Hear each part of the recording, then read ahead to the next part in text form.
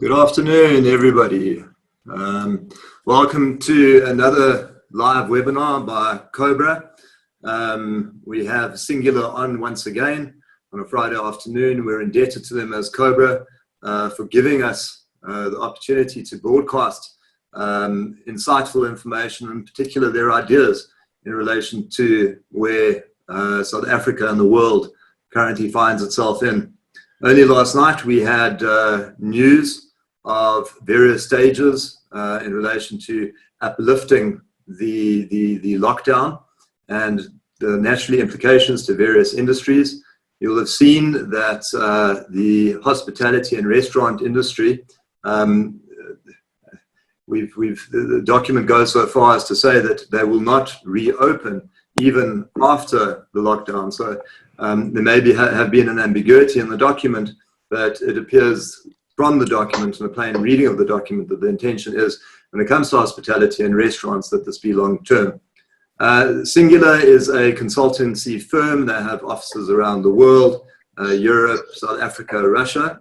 I'm the managing partner of Schindler's Attorneys. We are a co-founder of COBRA, together with Engaged Business Turnaround and IQ Business Group. We formed COBRA a month ago in reaction to President Ramaphosa's call to arms. He called upon businesses to come together and to do whatever they can to assist in this pandemic. And we've had an absolutely amazing reaction. We are onboarding partners on a daily basis. Our partners have been more than giving. They've all agreed to provide pro bono services. And COBRA's indebted to them, and COBRA's indebted to Singular. So I'm going to hand over to Lorenzo and Annalene. They'll be presenting today. It sounds like quite an exciting topic, and I'm certainly going to be most interested to hear from him. So thank you. Over to the two of you. Thanks, guys. Excellent. Hello, everybody, and welcome. And it's good to sort of have this second engagement where we can share our thoughts, our current thoughts on what's happening and what we can expect going forward. As you know by now, the structure of our document will look at the healthcare sort of implication of the situation that we are living right now, the economic implication, and then as we go through week by week, we will talk ever more about the business implications and what can we practically do as a business to make the best of this big threat that has a few opportunities nonetheless. Now I'll hand over to I'm Lorenzo. I'm one of the founding partners of Singular Group, and I'm gonna hand over to the presentation to Annalene and Rohit, who are managers in the business, and I'll intervene during the conversation, and then I would love to have some more Q&A than we managed to have last time, so that we can get as specific and as useful as possible to you and your business right now. Great. Annalene? Thank you, Lorenzo. I think let's just kick it off straight into the content. So if we look at the slide that's presented in front of you right now, I'm going to do a short recap on some of the insights that were presented in the last presentation.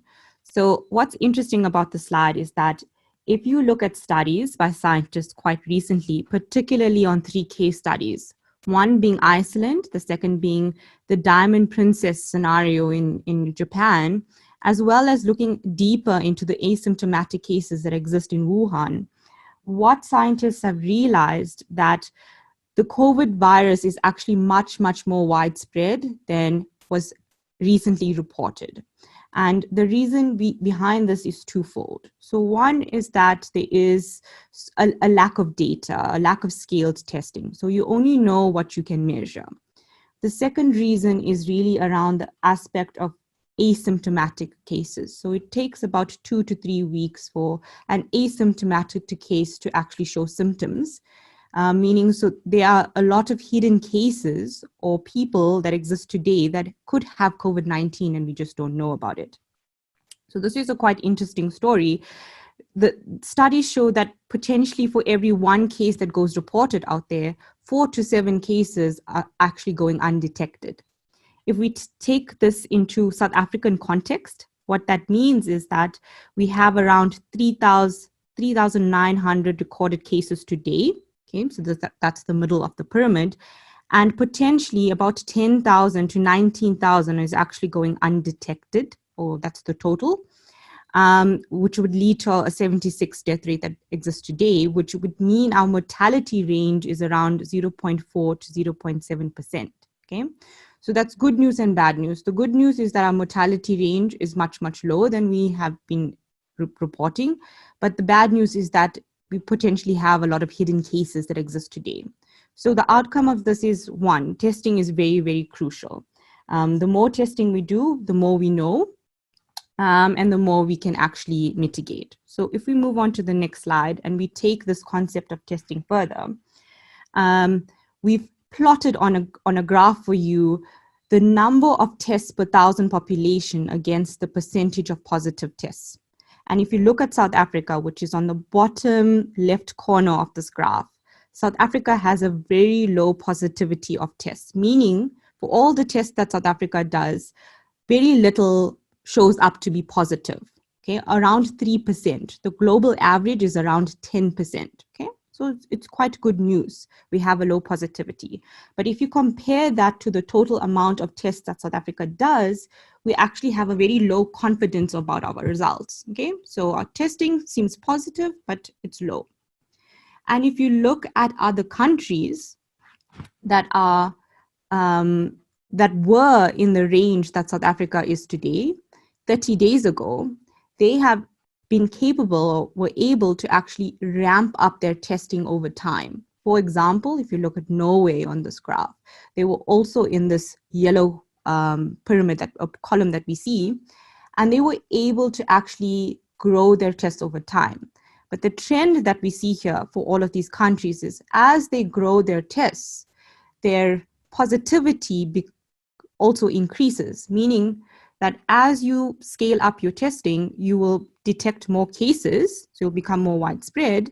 You'll be better at locating these hotspots, but that also means that the rate of your positivity is going to increase. So South Africa needs to prepare for that.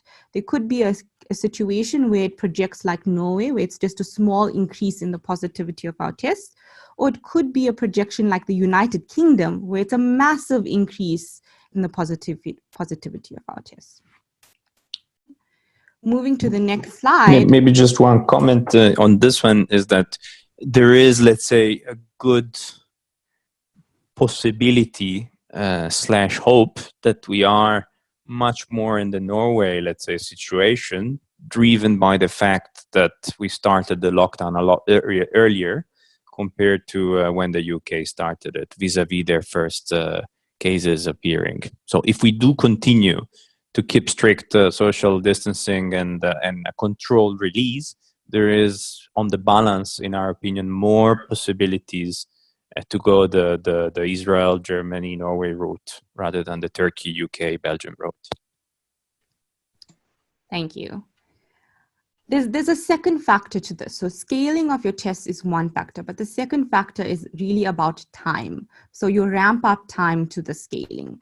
And in the graph in front of you, what's interesting about this graph is if you look at the green shade. So countries that have tested early, meaning that they've tested at least 1% of their population 20 days after their 100th case, have a lower rate of deaths than countries that have not. Okay, so they have managed to flatten the curve by testing early, knowing early, and mitigating. Okay, if you compare this to South Africa, South Africa has 0.2% of the population, 0.18% if you have to be precise, that's being tested at day 20. Okay, so we're actually moving towards the red zone when it comes to testing. So the takeaway here is that we're at the brink of where we need to ramp up very quickly before we accelerate our deaths. Okay, moving to slide 13, Rohit. So the green area basically shows what you need to do in terms of speed or ramp up of testing to really flatten the curve. So what we hear in the media, the flattening of the curve, if you want to put that in numbers, in terms of speed at which you speed up the testing, reaching at least 1% of the population within the first 20 days is a good proxy of the kind of speed you need to have. South Africa started strong, but still lagging a little bit behind vis-a-vis the 1%. So we hope that the testing really speeds up and increases fast. Thank you. Okay. So if we take this testing into account and we project scenarios that could occur post-lockdown, so what do we think will happen beyond this lockdown that's going to occur on the 1st of May? There's 3 potential cases. So the one case, which is the base case, this middle column, is the fact that our infection rate will grow, okay? Because we're reaching the peak of our curve, but we really need to think about how this infection rate will go in the future. So option 1 is that it grows by 2 times the rate in which it's growing today. That's around 600 cases per day, okay? We know that it will grow because these hidden cases that occur will infect our population post-lockdown, but we expect tracing and the ramp up and the segmented release to mitigate that, just as the president has announced yesterday. So that's the base case. In the worst case scenario, which is the right-hand side of the column, we expect a different sort of scenario to happen. We expect the infection rate to grow by 3 times X. So that's around 800 cases per day.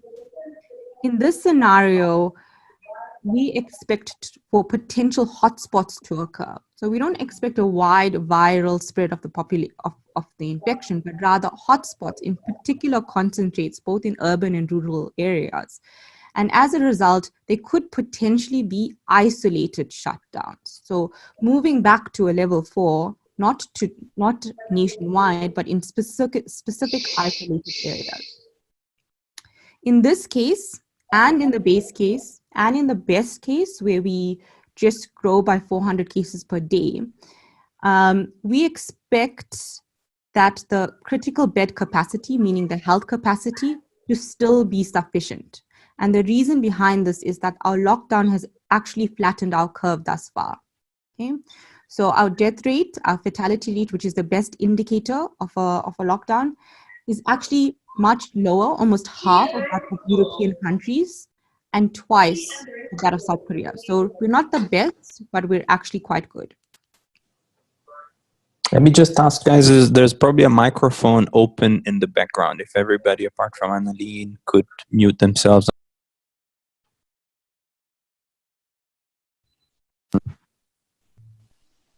I think I've been muted. No, I haven't. Okay, I've been unmuted. Thank you. So these are the 3 scenarios that we see unfolding in the future in South Africa. These scenarios will result in a range of potentially 300 to 1,000 fatalities by the end of July. Okay, but I think the key takeaway from this is that this fatality range is still much lower than that of European countries that existed today within this time frame. And it means that we're still in a good position in terms of health capacity. So the lockdown has worked and we have been able to flatten the curve. So now I think what we'd like to do is present to you some economic outcomes of these scenarios. So Rohit, maybe you could take the presentation forward and present to us the economic implications. Right, thanks Annalene. Just continuing with the logic of the 3 cases which were introduced by Annalene. The rate of infection in the country would also determine the responses which could be potentially employed by the government, which would be in terms of the duration of days taken to go from level 5 to the level 2, which was as announced by the president last evening, which could be around 61 days in the best case to around 92 days in the worst case. The next level could be the restrictions or the level of strong measures which are being forced for the business to impose in order to control the transmission of the spread, which could be low to moderate over the next 35 days, could be low to moderate or even lower over the 75 days in the worst case scenario. Accordingly, there could be different inputs for physical policy response by the government. Already a stimulus package of 500 billion rand has been announced, but under different scenarios, we can assume what would be the actual rate of transmission, whether it would be 100% transmitted to only 50% transmitted in the worst case. And then we have some assumptions in terms of the monetary policy response from 4.25% repo rate currently announced to further repo rates going up till 3.25% in the worst case.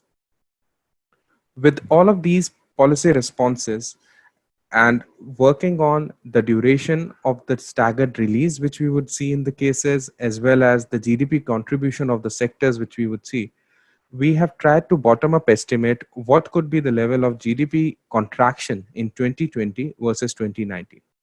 Taking the example of wholesale, retail, trade, hotels, and restaurant, which is the third icon which you see on the screen right now. This industry segment contributes around 15% of the GDP in 2019.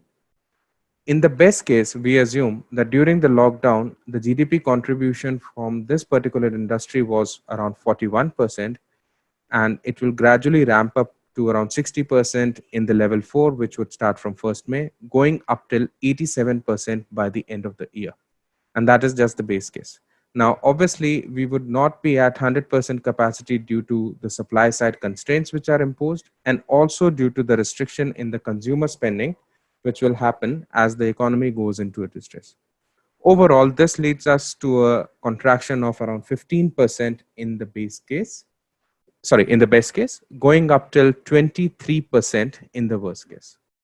Similarly, if we do this bottom-up analysis for all the other sectors and combine the total results, we end up with a GDP contraction of around 10% in the best case to around 17% in the worst case in real terms. Now, this is slightly more negative than the view we had last time, but what we have updated here is the consideration that based on the announcement, we should be prepared for a longer haul of restrictions, and it would not be that we recover very fast to the business as usual days as we knew before the corona outbreak came into play.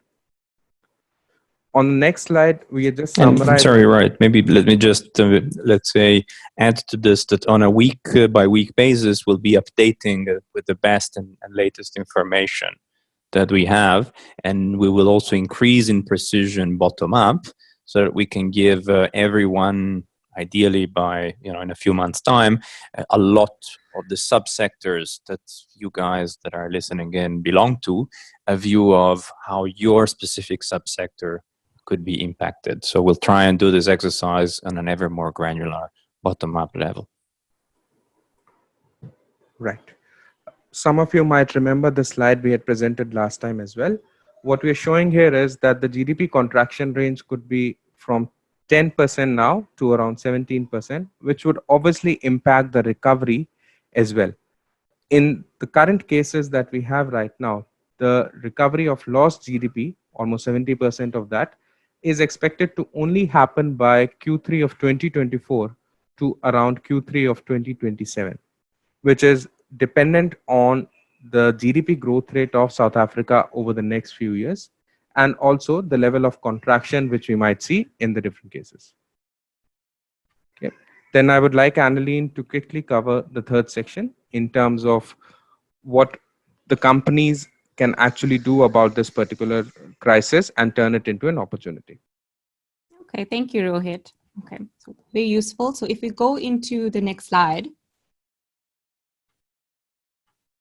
Okay, so I mean, taking this economic impact into account, we're at this critical point where, yes, there is opportunities and there's losses. And the way companies need to mitigate this is twofold. So one, you would need to think about how you need to respond, and your response team itself or your response plan itself needs to consist of what we call a SWOT team. And the purpose of the SWOT team is actually to provide an internal first line of defense for your company. By doing this, one, the SWOT team will need to make rapid decisions on the field. Two, collect and incorporate facts and intelligence like a typical SWOT team would do from different sources, be it an expert, be it the market, be it technology advisors, and make a very immediate quick decisions on big wins. Okay, because in this black swan event, there's two things that a SWAT team needs to consider, or business in general needs to consider. One is time, so delivering with speed, and secondly, making sure you're delivering a very, very big win to turn around. This SWAT team would typically consist of an executive who's the decision maker in the team. So be it a CEO, a CPO, CFO, and within that, very crucial advisors, a legal advisor, financial advisor, and a people advisor, because there's going to be big structural changes in your business model itself. Okay. There also needs to be a specialist in the SWAT team. Okay. Typically a technology specialist, a lean specialist, really dependent on the task at hand. Okay. We typically advise that when you're building these SWAT teams, you need to build multiple teams itself, to multiple SWATs. Reason being is that this is a very long-term crisis. So there's going to be a period where there's a dip. The dip is going to stay for a while. There's going to be slow growth where you turn around, and then there's a bounce back. Okay? So it's a very long crisis that's going to occur. So in order for companies to have very sustained effectiveness, there needs to be multiple SWAT teams, almost like shift work. What's the purpose of this team? So the purpose of the team is going to look at a few key activities. And that is one, to create a very simple data room where you connect to multiple sources, multiple partners, very similar to the webinar that we're doing today. So collect as much information as you possibly can, okay? You need to start tracking key indicators, external indicators on the market as well as on your business.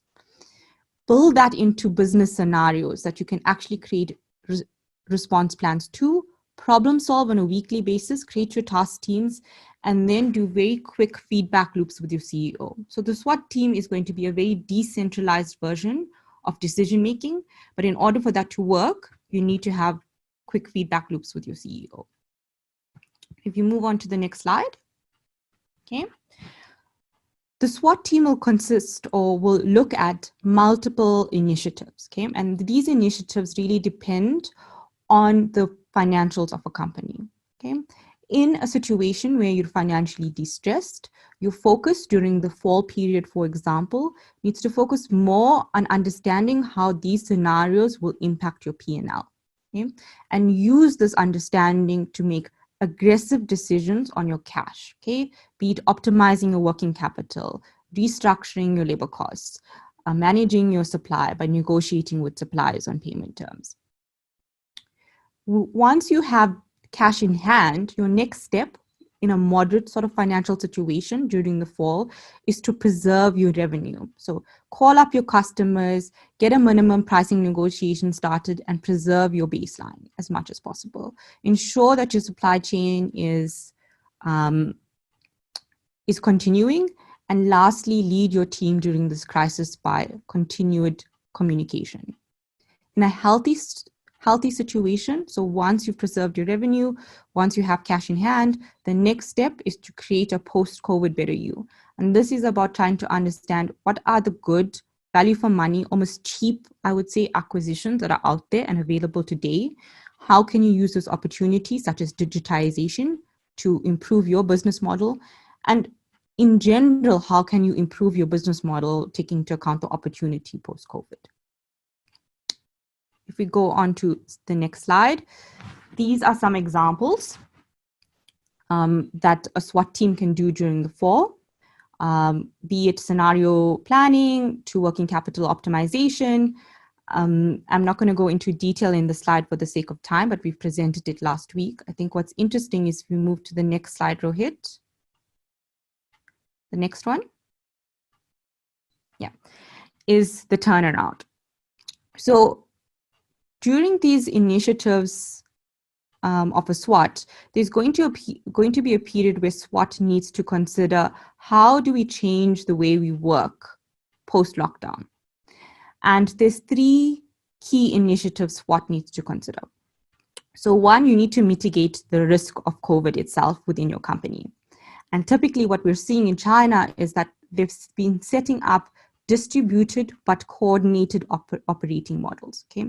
And these distributed operating models actually mitigate or try to reduce the spread of COVID-19 within your company itself, okay? For example, minus are actually creating isolated team shifts. So teams that are actually isolated from each other, they're in contact with each other within the team, but the teams itself in multiple groups are isolated from each other to ensure that if a COVID-19 case does occur in the company, it does not spread to another team. So creating distributed but coordinated operating models can help reduce the spread within your company post-lockdown. The second step that SWOT needs to consider is performance of your teams. So we're going through a period where motivation levels are low. Motivation levels are low. And the reason behind this is, one, you're working remotely, and surveys show that employees that work remotely, whether they want to or not, have a 17 to 20% less motivation when they were working in an office. And this is linked more to the lack of social interaction within teams. Okay? We're also going through a black swan event, meaning there's lots of uncertainty that's occurring right now.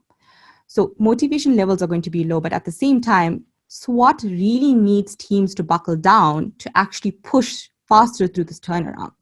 Okay? So there needs to be deep engagement and drive to create and push intrinsic motivation of teams. And we'll give you a practical example shortly on this. The third step SWOT needs to consider is speed. Okay, the key winners that will come out of this turnaround are the winners that make, or are the companies that make decisions really quickly.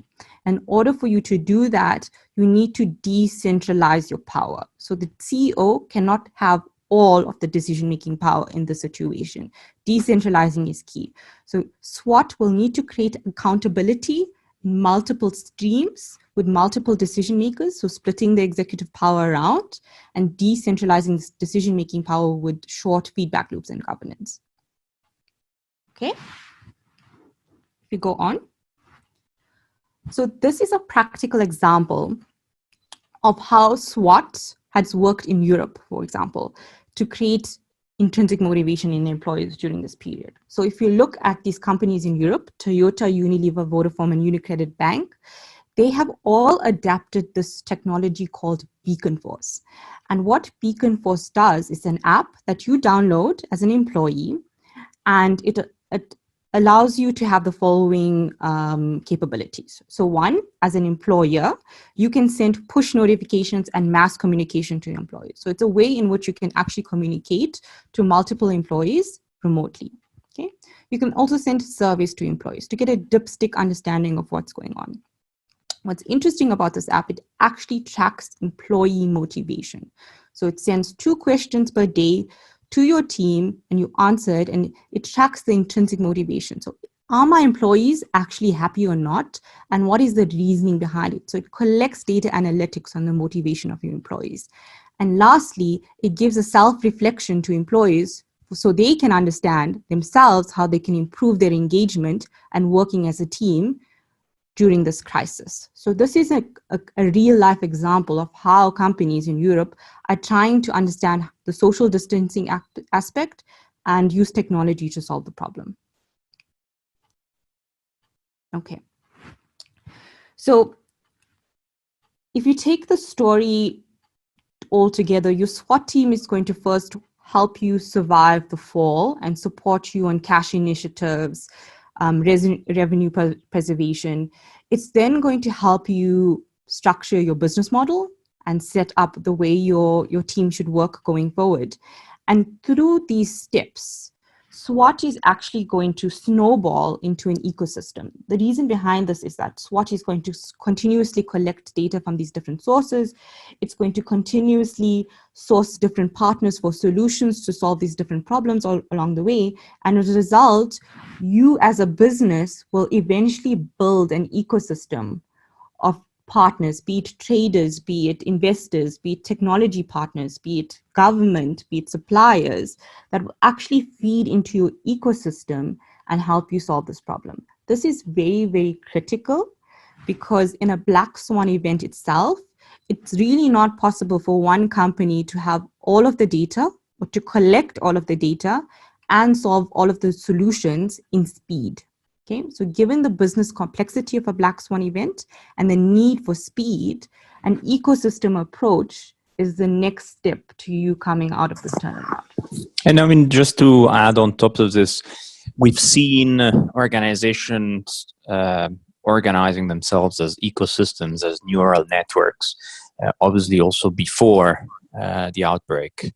What we'll see in the future is this tendency or this theory or this, let's say, habit spreading a lot further the typical software company or Google or Facebook of the situation into much more of how organizations work in general. Yeah. Excellent. Okay. So I think the last slide of our presentation today is about structural changes, which is a very important part. So we've considered the SWOT setup, which is the short-term initiatives you need to consider as a business to go through this turnaround. There's a long-term view that you also need to keep in mind, okay? And it's threefold. One, there's going to be drivers that are going to shift industries, okay? So these drivers are your regulations by government, your geopolitics, and your consumer behavior. Government is going to set up new privacy laws. For instance, if you look at South Korea today, they've lifted all privacy laws to allow for very stringent and extensive tracing of COVID cases. There's going to be new healthcare systems and regulations that exist. We have already seen this by Cyril Ramaphosa's announcement on the different levels of lockdown. That will change even at a regional level. Geopolitics are going to have a play. Protectionism is also going to have a big play here. And we see shifts in consumer behavior itself, okay? Consumer behavior is going to move more towards the essentials, as we've seen today. There's going to be a move towards e-commerce, new shopping channels, and it becoming more digital. And that's going to impact the industry threefold.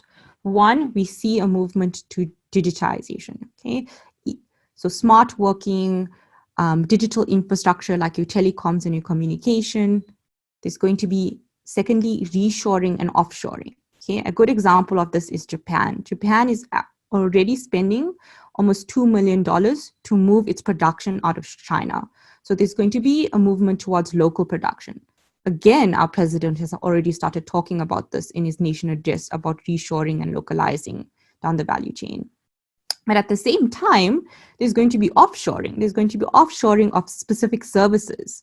For instance, you are working more remotely, so there's even more opportunity for you to connect with a software company in Silicon Valley to help you solve your problems. So there's going to be offshoring as well. The last is going to be a movement towards health and hygiene. Every company is going to become an expert in health and hygiene, whether they like it or not. Regulations are going to push it towards this way. As we've seen, SWOT teams within companies are pushing towards changing our operating models to improve and decelerate any contact of COVID-19 within their employees. Okay. And what does this mean at the end? At the end, there's going to be new winners. So these are the winning sectors that are going to come out of COVID-19. And it's food for thought for businesses to consider when they're looking at the long-term opportunities. Okay, so we're going to see a movement towards e-commerce and logistics infrastructure. Okay, we need logistics infrastructure for us to move and grow into e-commerce itself. Okay, secondly, movement into hygiene and sanitation. Lots of e-learning going on right now. Fintech and insurance, digital healthcare, medical technology, as well as digital entertainment. I think it's maybe just a couple of examples. I mean, if you think about e-learning, what's interesting in this phase is the combination of a few things happening at the same time. I mean, lots of people having a lot of time at home.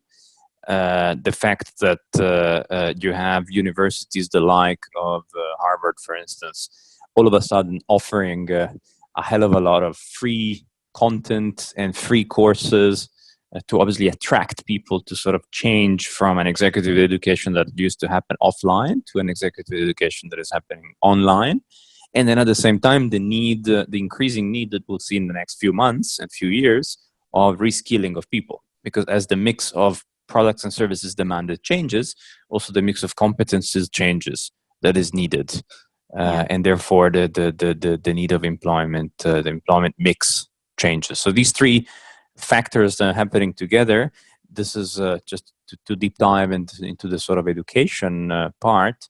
You can see how they all play together to reshape not only the customer experience, but the whole value chain that lies that lies behind it. Yeah. I think on an industrial point of view, what we're seeing is miners, for example, are actually moving into healthcare more from a commodity space, thinking about what commodities are needed in the future for healthcare, such as copper, for example. I don't know if people know, but copper has actually specific chemical and physical properties that make it such that the virus, and any virus really, survive on a copper surface a lot less than on other surfaces. So this is an example of how, as a commodity player, you can think about your product mix or your focus when it comes to growth in the future. Yeah.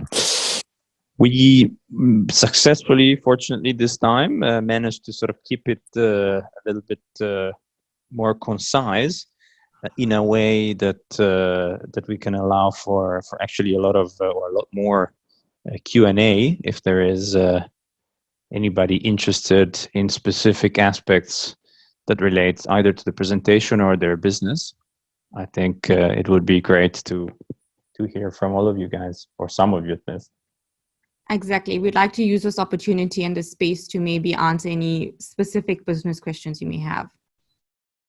Yeah, thanks guys. This has been fantastic. So I encourage the viewers, please post questions. I mean, after all, this is a webinar. It could be quite easy to post videos and merely broadcast them. The idea behind a webinar is that you reach out and ask questions. I mean, we have some industry experts here. Tap into their brains, tap into what Lorenzo referred to as a neural network.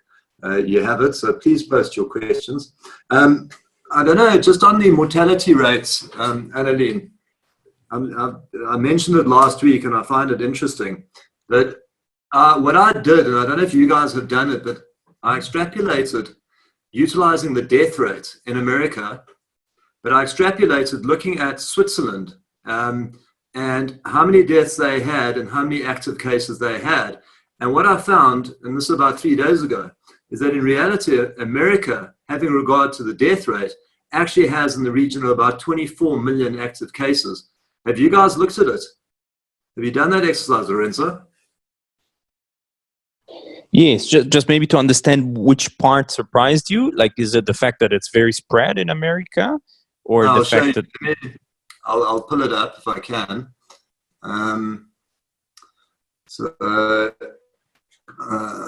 Share. So what I did was if you go to these figures over here, you'll see in America, there are 887,000 cases with only 50,000 deaths. Well, with 50,000 deaths. So what I did is I picked Switzerland, and where is Switzerland? Here, they got 28,000 cases and 1,551. So if you now extrapolate using 1,051, you divide this figure over here, and then you times it by the amount of active cases, that actually takes you to 24 million in America. I don't know if anybody's ever looked at that or whether my thinking is wrong, but you see what I did? Yes, I mean, you looked at the prevalence in the US vis-a-vis Switzerland and the relative mortality rate. Yeah, I mean, the one thing... Yeah. No, the one thing to say about the US is that the US is really a continent more than a country, if you think about it in size, in the sense that you have within the US areas that are extremely heavily hit, like New York, and areas that are actually very much in the South Africa case cluster, if you think about it. So practically barely any case.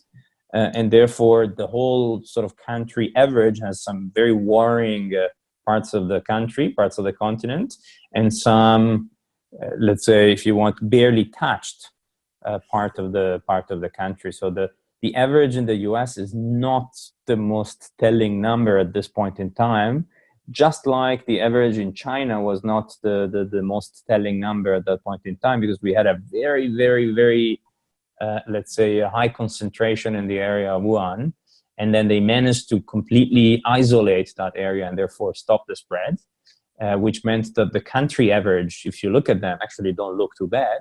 But in the Wuhan area, which is the size of, call it the size of Belgium, there was obviously a massive spread. So I think here there's a bit of a dimension of country size factor that plays. I think if you want to do this type of extrapolation, I would consider looking at it city by city, because this spread is mainly happening in New York if you look at the USA case, number one.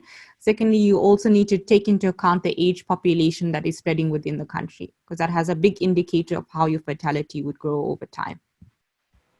Yeah, that's a very good point. We do have some questions. You want to go for it? Yes, I'm reading. Actually, I found on the app the Q&A. So first question from Anya. Thanks for the question. How do you see this affecting the tourism industry? A lost cause? ? So, I mean, the tourism industry, I think, Go back to that heat map slide and then you... Which one? Maybe we go back to the heat map slide before you answer the question. Yeah, Rohit, if you want to change that page in the meantime. I believe we need to also change the screen. Yeah, but in a nutshell, I think the tourism industry will be, it's hard to sugarcoat it. I mean, we don't need to sugarcoat it. I think the tourism industry will be one of the most hit. And I don't believe personally it will be transformed for good. Certainly there will be some shifts, but in the short to medium term, it will be massively hit. Yeah. So I don't think it's a lost cause, but I think it's definitely on a relative scale.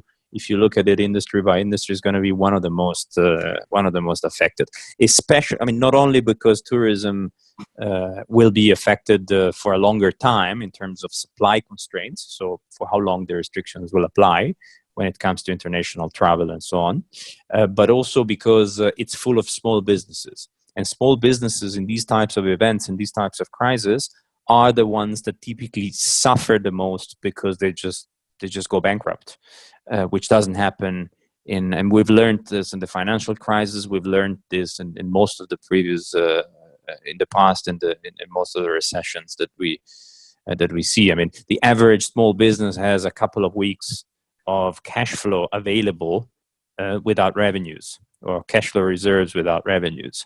So you can take that and compare it to a few months worth of lockdown and or restrictions of some sort, which are longer in the case of tourism, and that sort of unfortunately gives you the answer. On the other hand, and that's the good news, oftentimes tourism is also family-owned businesses, which typically have a lot more savings and a lot less gearing, a lot less debt on their balance sheet. So there is a possibility that a lot of those small businesses will just go into some sort of hibernation phase for a longer time, which they can afford because they are not indebted and they don't have gearing, at least many of them, and therefore they'll be able to then resurge when the borders reopen. To be kept in mind, one last factor, which I think is very important, is domestic tourism. So we'll see with a very, very high likelihood a phase of massively increased domestic tourism, driven by the fact that there is a lack of alternatives to begin with, and that should fill up a big chunk of the capacity and provide a buffer for that intermediate period whereby we can't have sort of international tourism. We have a second question on: do you honestly believe in Chinese statistics? I mean, there it's very hard to say. But let's put it this way. By now, the good news is that we don't really have to believe Chinese statistics because we have everybody's statistics. So right now, I think we rely to make any sorts of prediction very, very little on Chinese statistics.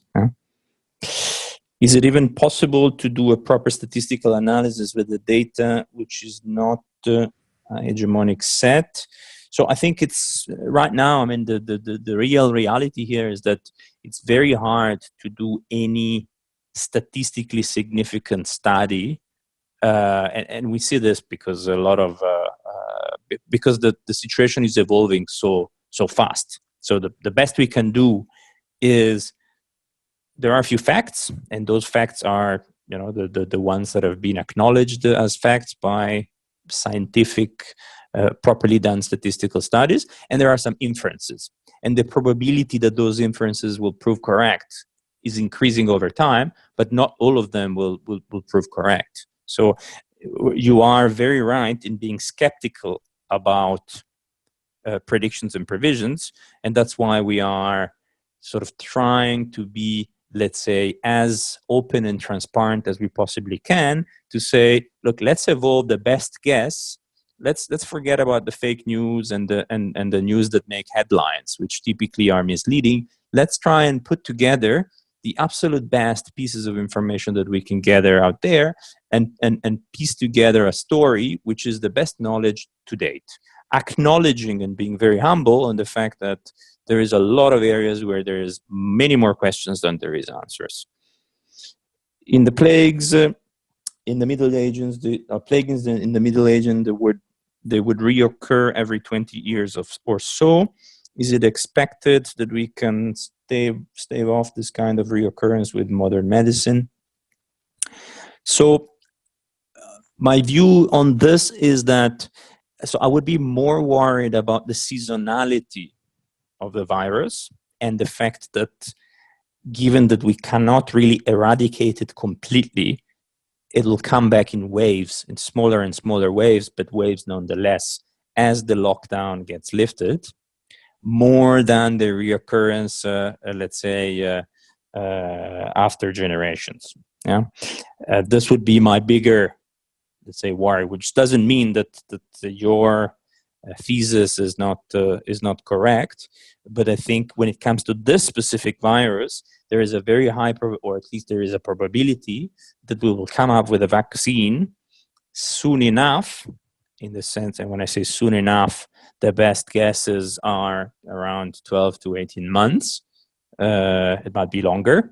We don't know, but what science seems to be saying is that the virus does not mutate as much as a virus like HIV, for instance. Otherwise, we would have big trouble to come up with a vaccine. That's why we didn't come up with a vaccine on HIV yet, because it mutates so much. So there is a possibility that we will come up with a vaccine and spread it and mass produce it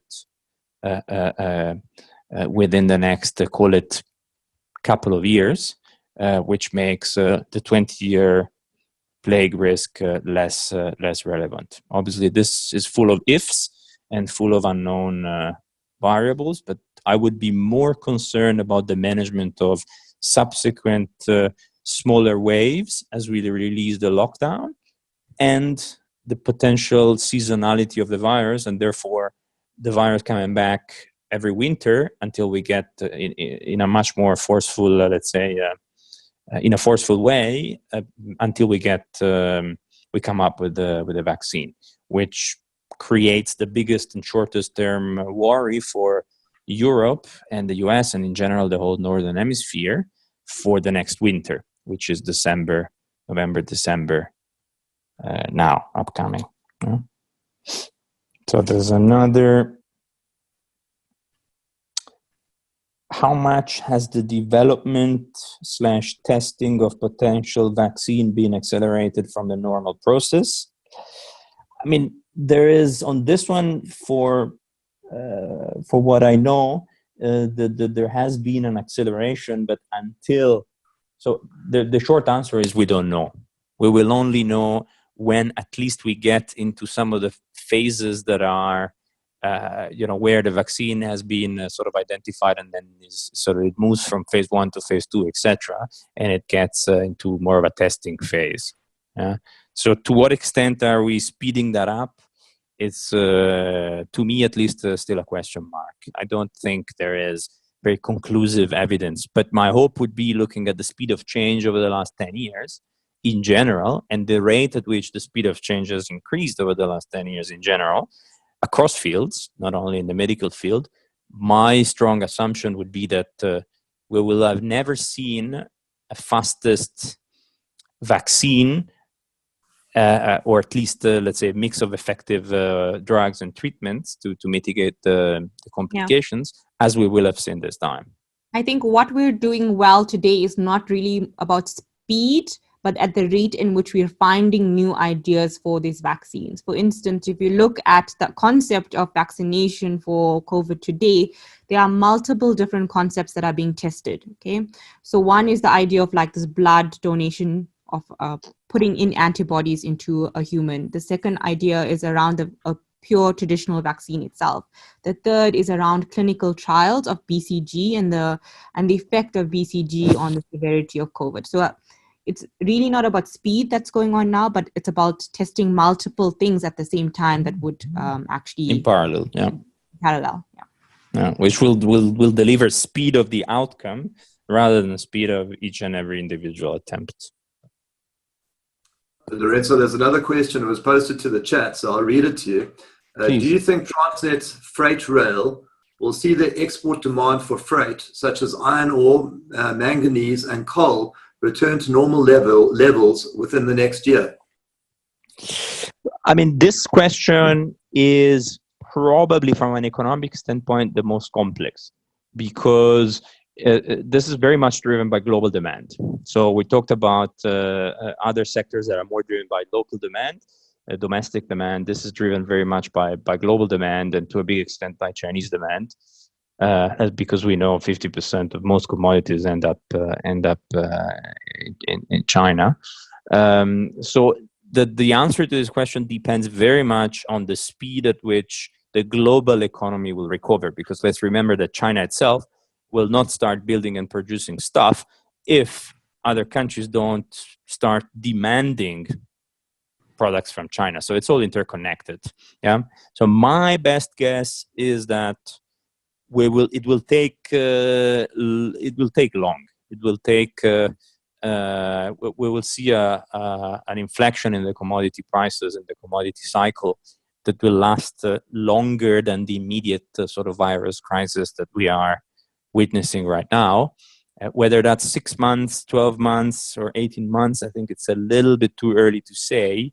But I would expect a medium-term inflection in commodity prices to be rather longer than shorter.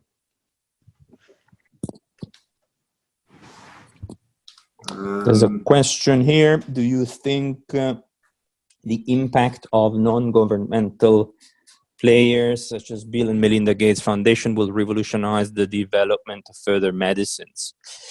Well, I mean, it's hard to tell whether they will revolutionize it in this case, but what's for sure is that they've revolutionized, I think, the speed at which the field moves already in the last, I think, decade on other diseases. So I think it's a bit hard to comment on this specific case, but I think it's becoming ever more apparent that non-governmental players play an increasing role, and especially the Bill and Melinda Gates Foundation has been playing an incredible role in the revolution or the evolution that we're seeing in this industry today is not really about the NGOs itself, but it's more about we're seeing a lot of partnership between medical technology companies and pharmaceutical companies to actually co-fund, co-develop solutions together. So this is the evolution that we're seeing, these private partnerships existing to develop a vaccine. Public-private partnerships. So I think in a way what we said, the concept we illustrated of looking at your organization as an ecosystem, you can scale that concept and you can look at the whole, let's say, sectors working as an ecosystem. We see ever more of that. And this public-private partnership example is just one of the many examples in this field. I mean, the other, you see how tech companies that were competing against each other until yesterday are now partnering to sort of develop use cases for testing and tracing. We've seen it with Apple and Google. So we'll see ever more of this ecosystem approach rather than one type of player approach. Lorenzo, Annelien, before we conclude, just going back to tourism, last year I attended various courses held by Singularity University, San Francisco, in relation to exponential technology. And an observation that I made is, has the COVID virus not, in a sense, accelerated certain of those technologies. And I've got a page which I'll show to you, but it relates to tourism, because what we were told last year was that tourism was already under threat. And the example they used was a Japanese airline, building robots to actually travel for you. And you'll see that here, the Japanese airline. Now, this is pre. So the airline created a division. They realized that the exponential technologies were a threat to the airline, and they began building avatars or robots with a view to you staying at home, putting a virtual reality goggles on, and you touring the Great Wall of China as an example. So, when it comes to the tourism question, tourism, I've been told, and I don't know if you guys want to comment, it was under threat already, but obviously this is catastrophic and it's accelerated that. Do you have any comments around that? I just found it interesting. Yeah, I think it is very interesting, and I think I completely agree with you on the statement that COVID gives an opportunity to a lot of exponential technologies to accelerate their spread and their development that was already in place. Yeah, and I think when it comes to virtual reality and sort of let's say tourism in the new normal, I think that's definitely one of the fields. My personal view is that we often are. As humans, we often think in extremes.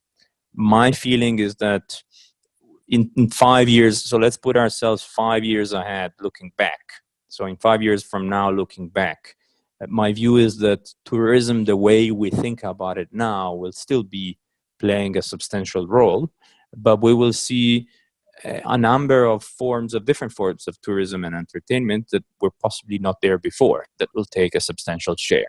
So the two will just coexist, a little bit like the way we've always had security measures at airports, but after 9/11, those security measures just became a lot more present and a lot more prevalent in our, let's say, journey from place A to place B via plane. Yeah.